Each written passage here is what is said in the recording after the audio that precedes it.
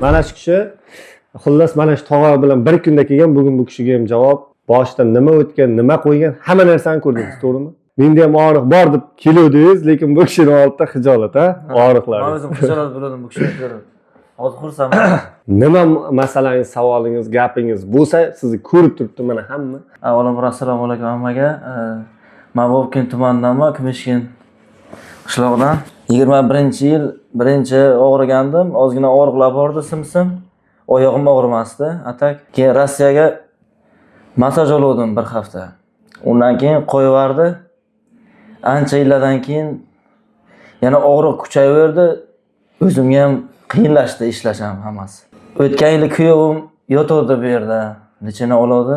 O'shani so'rab, doktor telefon nomerlarini topib, gaplashib, kelib mana lichini oldim. Xudoga shukr, effekt 100% hammasi joyida. Kuyovingiz qachon davolanib ketgan? O'tgan yil men Rossiyadan keldim, qaysi oy keldim? Yo 1 yil 2 oylar bo'lib qoldi. 1 yil 2. Mana shu xonada yotgan. YouTube'da o'sha kuyovingizni videosi bor. Mana hammasini qila olaman deb mana shundayda mashq qilib bergan. Mana shu joyda yotgan.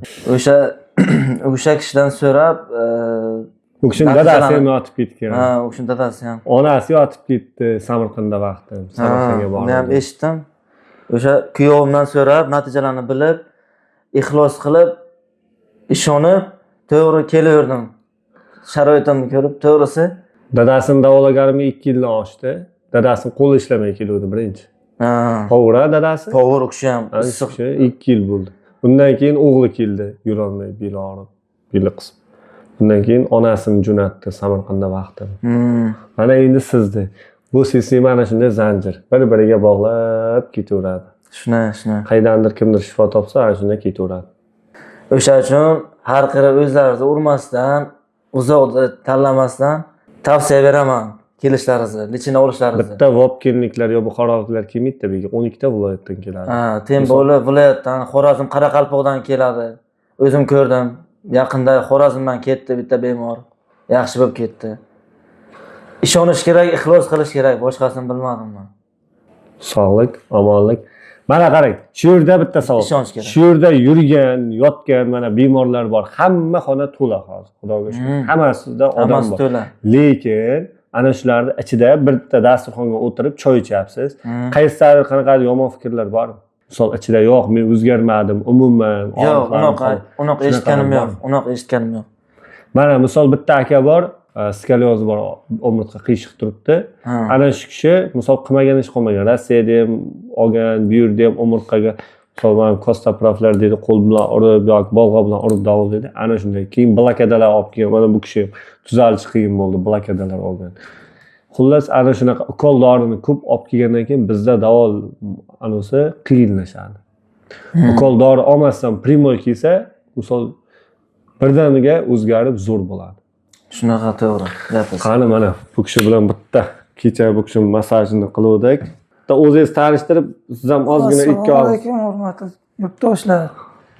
Men Vobkent rayoni Cho'g'on qishlog'idanman. Aha. Qarang, siz bu yerga kimdan eshitib keldingiz? Bu yerga ana shu o'zim rayonga ko'p yurayman shu yerga. Mana shu yerda ko'rib qoldim. Xo'p. Hozir ham beri ham ko'rdim, mana o'zimiz tomonga qo'ng'irotgan, bu yerga ham ko'rdim. Xijdonga ham bor ekan. Nimaga aynan mana shu joyga yotdingiz? Endi yotishimdan sababga bir marta keldim sizga yana men yana shuni aytdim, ko'rsat disk bor dedim. Erta qildirib kelmay yana yurdim, men yaxshi bo'laman dedi. Keyin doktorga bordim. Ha? Doktorga bordim sizni ko'rganimizdan keyin. MRT qog'ozini yetdim. Qo'llarni yozib berdim, 3 marta oldim. Aytsangiz, sifatgacha endi aytyapti. Ukol oldim keyin, unaqa ukol osma qo'ydi-da. Keyin yengilroq masaj ham oldim. Yurdim-da uyga xullas kalom. Menga keldi, sizdan MRTga qog'oz olib ketib, borib MRT qildirib keldim. Hech yerga borgan vaqtim bo'lmay kelolmadim dedi. Men 1 yil oldin ham borganman MRTga. Qarang, endi mana bugun 4-kuningizmi? 4-kun. Ahvol qanday? Ahvol yaxshi emas. 3-kun, 4-kun kechqurun bir sira qo'zg'ab oladi. Kecha kuchaydimi? Kechqurun. Ha, kuchaydi o'zim, kuchaydi. Kecha kuchaydi. Kecha masajdan chiqqandan keyin zo'rmi? 80%, 80%. Masajdan chiqdim, aytdim, boshqacha bo'ldimman. To'g'risida yengil bo'ldimda. unisi u yoqqa bordi, bu yoqqa bordi, lekin men o'sha yoqqa bormadim.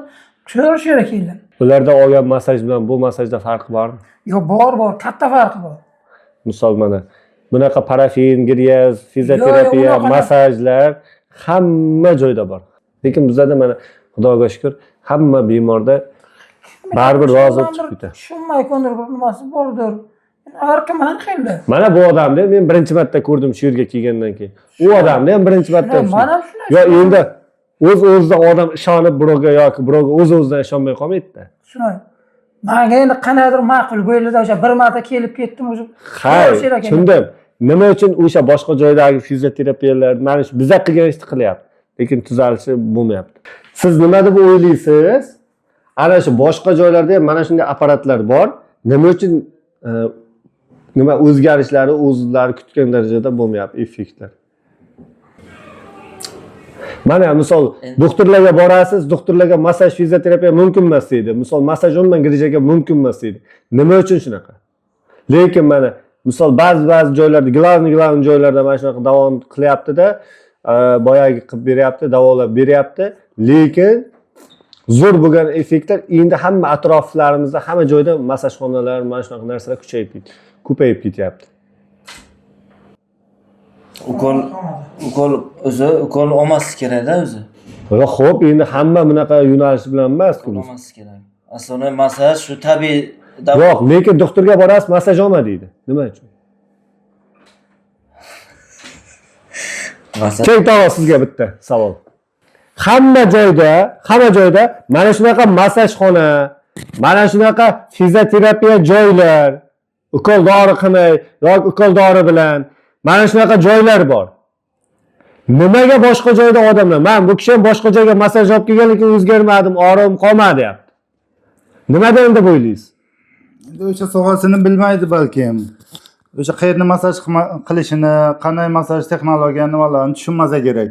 Mutaxassis bo'lmasa kerak deb o'ylayman-da. Lekin men og'ir holatga kelganimga birinchi kunga massaj olganimdan keyin sizdan oyoqqa turdim. Hayron bo'ldim to'g'risida. Massaj shu darajaga kerak ekanda odamga. Yo'q, xo'p, undan keyin mana men aytayapman, qo'zg'alanish bilan og'riq kuchayadi deyapman, to'g'rimi? To'g'ri. Mana 3-kun kecha mana massajdan chiqdi, yengil bo'ldi, og'rig'i polnusda qoldi. Lekin mana kecha kechqurun og'rig'ingiz kuchaydimi? 3-kun. Mana bugun kechqurun yana kuchayadi og'rig'i. Sizda ham o'rtada qo'zg'alanish bo'ldimi? Bo'ldi. Ha. Bo'ladi. Lekin boshqa joylarda 20 kunlab massaj olib kelyapti, lekin o'zgarmayapti. Nimaga? Lekin bilar ekaningizda. 7 yil. ishlash kerak, o'qish 7 yil ishlaganman. Men bilar ekansiz. Xullas, mana shu ko'rib turganlarga savol. Nima uchun boshqa joylarda massajlar bor, fizioterapiya? Xuddi mana shu sistem. Mana parafin oldingizmi, grez oldingizmi, massaj oldingizmi, to'klar oldingizmi? Tamom. Mana shu narsalar hamma joyda bor. Ko'rib turganlarga savol. Nima uchun og'rig'ini qoldirib berolmayapti o'zlari kutgan darajada? Ana shu savolning javobini yozib ketingiz. Agar keyin kimdir javobini topsa, chotga bitta mana 30% skidka mana shu joydan yotadigan, agar kelib yotsangiz yoki kimdir tanishingiz yotqizasiz, nimadir bo'lar 30% skidka qilib beraman. Boring mana 50%. 4 million bo'lsa 2 million pul to'laysiz, 12 kun VIP tarifida mana shu xonada yotasiz. Agar hech kim topolmasa javobini men o'zim aytaman. Tamom.